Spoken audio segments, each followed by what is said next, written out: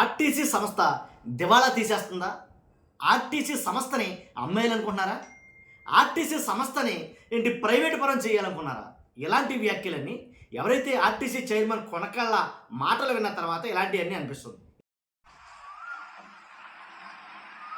ఈ రాష్ట్రాన్ని ఉద్ధరిస్తామని చెప్పని ఆంధ్రప్రదేశ్ రాష్ట్రాన్ని ఉద్ధరించడమే కాకుండా సంపద సృష్టి చేస్తామని చెప్పని భారతదేశంలోనే అత్యంత ధనిక రాష్ట్రంగా ఆంధ్రప్రదేశ్ రాష్ట్రాన్ని చేస్తామని చెప్పని జగన్మోహన్ రెడ్డి గారు ఏదో చేసేశాడు, మేము వచ్చి పొడిచేస్తాము అని చెప్పి అనేక ప్రగల్భాలు పలికి మోసపు మాటలు చెప్పి ఇవాళ ఎంత దగా చేస్తున్నారంటే ఆర్టీసీ సంస్థ దివాళా తీసేస్తుందా?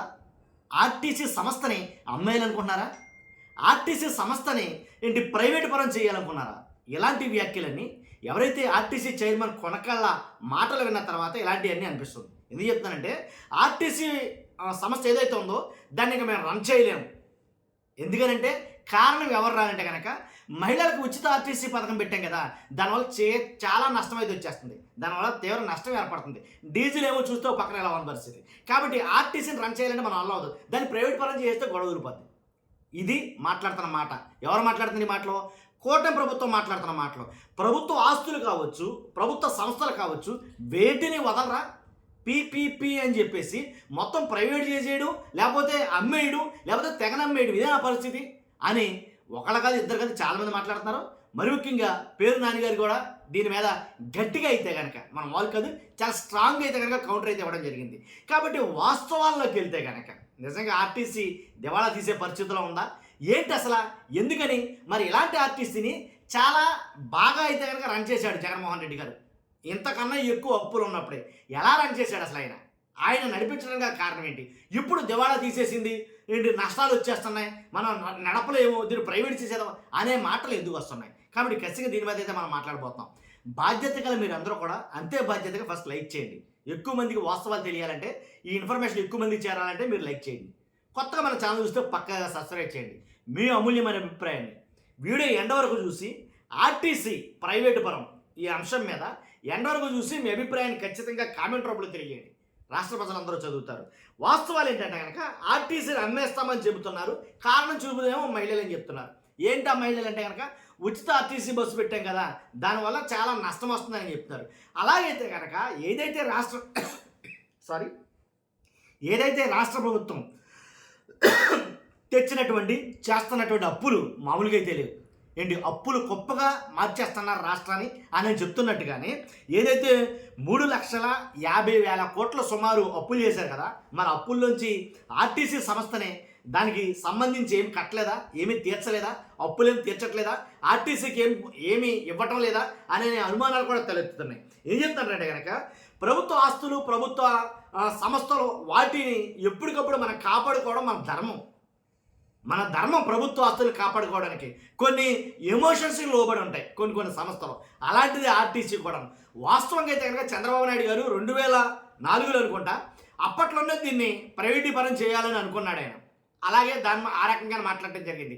కానీ అప్పుడు వైఎస్ రాజశేఖర రెడ్డి గారు అడ్డుపడుతూ దీన్ని సజావుగా అయితే ముందుకు తీసుకెళ్ళాడు. తర్వాత అంతేకాదు 2018లో చంద్రబాబు నాయుడు గారు ఆర్టీసీ ఉద్యోగులు ఏదైతే రాష్ట్ర ప్రభుత్వ ఉద్యోగులుగా గుర్తించమంటే అసలు కాదు అవ్వదు అని చెప్పారు ఆయన. ఇదే చంద్రబాబు నాయుడు గారు ఈ ఉన్నటువంటి 54,000 మంది సుమారు ఎంతమంది ఉన్నారు ఉద్యోగస్తులు, ఆ 54,000 మంది ఉద్యోగస్తుల్ని రాష్ట్ర ప్రభుత్వ కార్మికులుగా గుర్తించమంటే అబ్బాయి జరగదండి, ఇది అవ్వదండి, ఈ పని అవ్వదండి అని అన్న చంద్రబాబు నాయుడు గారు 2019లో జగన్మోహన్ రెడ్డి గారు అధికారంలోకి వచ్చాడు. ఆయన 2019లో అధికారంలోకి వచ్చిన తర్వాత 2020కి వచ్చేసరికి ఏదైతే 54,000 మంది సుమారు ఆర్టీసీ కార్మికులు ఉన్నారో వాళ్ళందరినీ ప్రభుత్వంలో మెర్జ్ చేసుకోవడం అయితే జరిగింది వాస్తవంగా అయితే కనుక.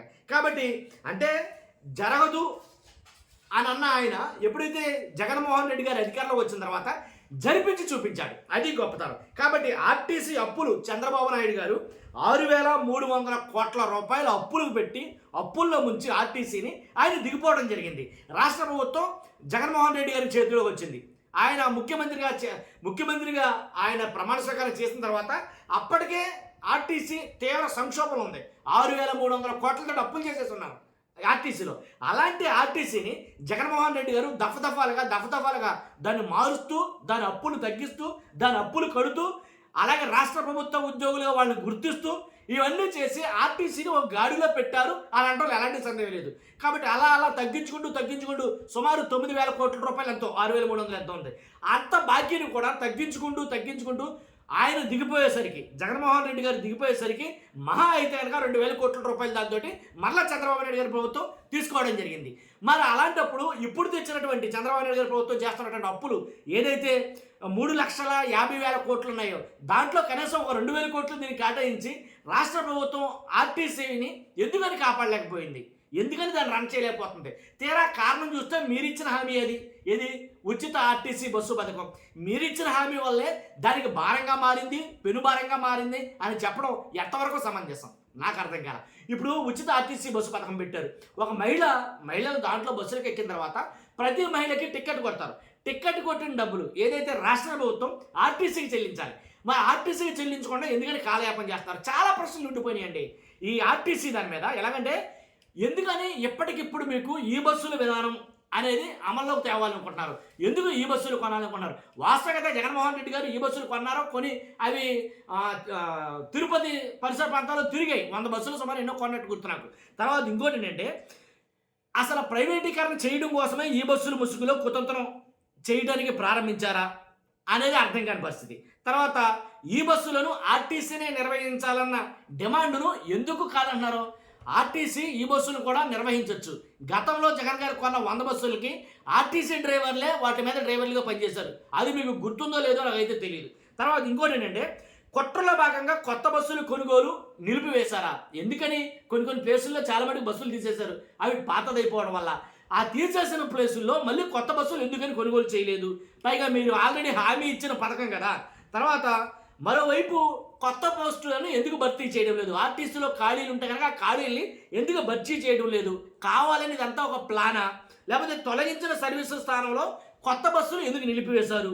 ఎప్పటికే 12 డిపోలు ప్రైవేట్ సంస్థలు కట్టబెట్టినటువంటి మీరు అది ప్రైవేటీకరణ చేయాలనే ఉద్దేశంతో ఈ 12 డిపోల్ని ప్రైవేటు పరం చేసేసారా, లేకపోతే లేదా? ఈ క్రమంలోనే ప్రైవేటీకరణ తప్పదని తేల్చి చెప్పినటువంటి కొనకళ్ళ గారు మీ నుంచి వచ్చిన అడ్రస్ని ఆయన ఫాలో అవుతూ మాట్లాడా, లేకపోతే ఖచ్చితంగా మీరు అది ప్రూవ్ చేయబోతున్నారా? కాబట్టి ఉద్యోగ సంఘాలు కూడా కొన్ని డిమాండ్లు చేశాయి. ఆ డిమాండ్లు కూడా మీరు బేఖాతారు చేస్తూ ఎందుకని వేగంగా ప్రైవేటీకరణ వైపు అడుగులు వేస్తున్నారు?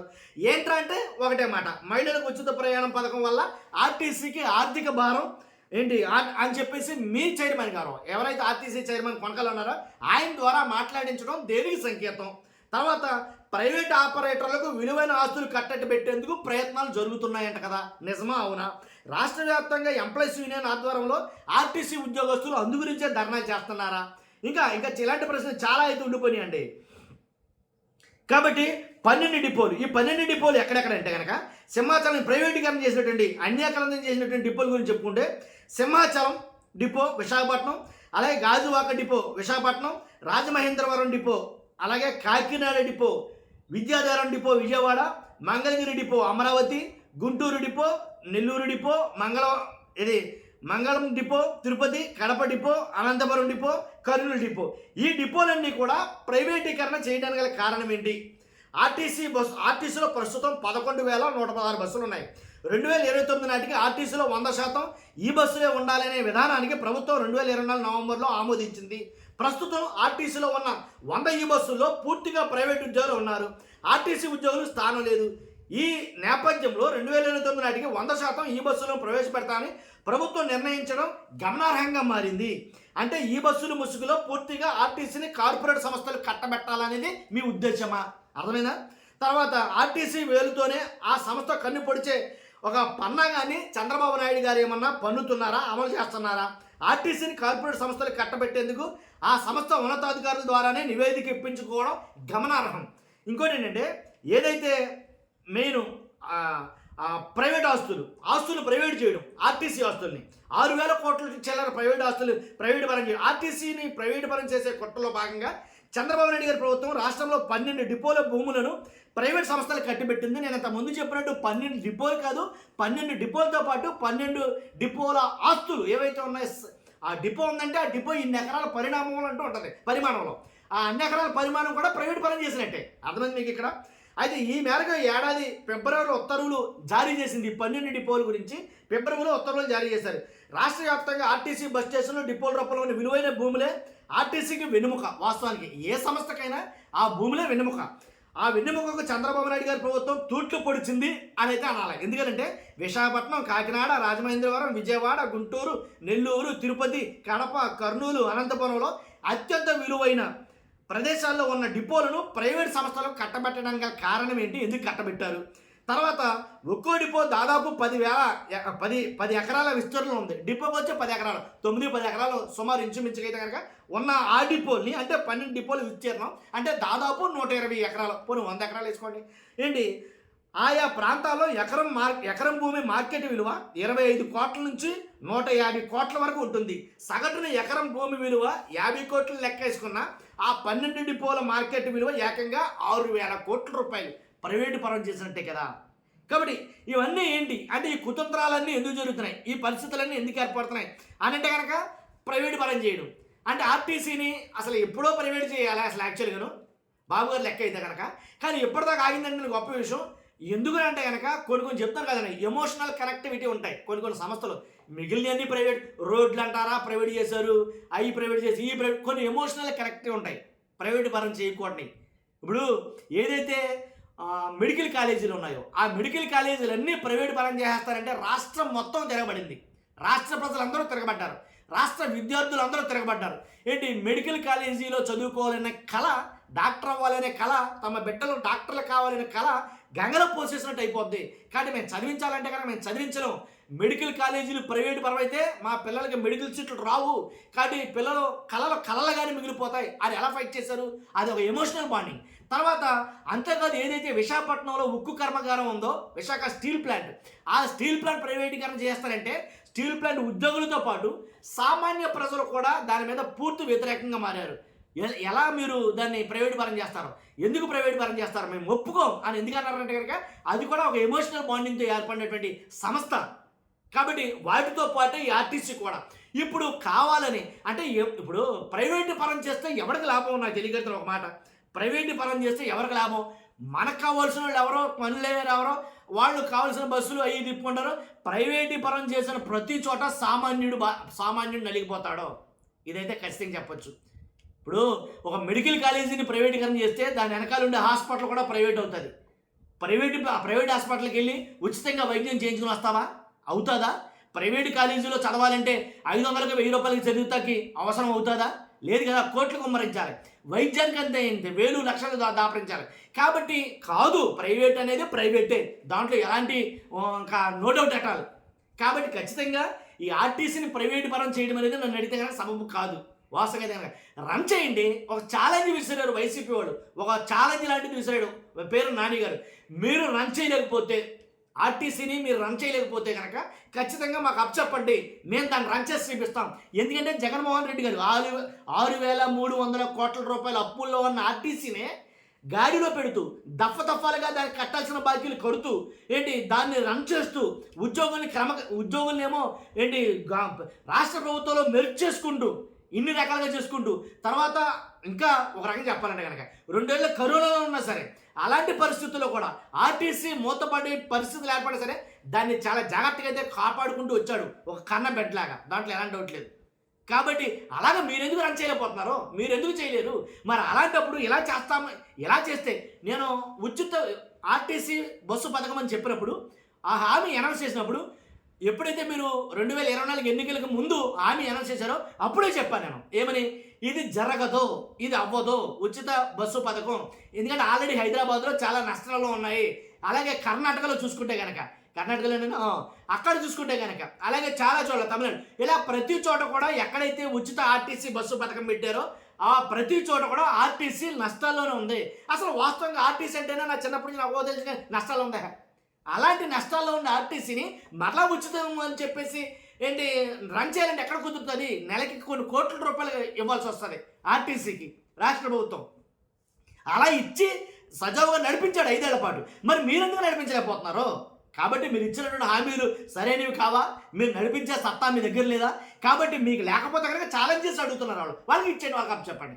రాష్ట్ర ప్రభుత్వం కొన్ని వీటిల్లో కొన్ని విషయాల్లో చాలా ఆచితూచి వ్యవహరించాలని నా అభిప్రాయం. మీ అభిప్రాయం ఖచ్చితంగా కామెంట్ రూపంలో తెలియజేయండి. ఫస్ట్ అయితే లైక్ చేయండి. Thank you very much.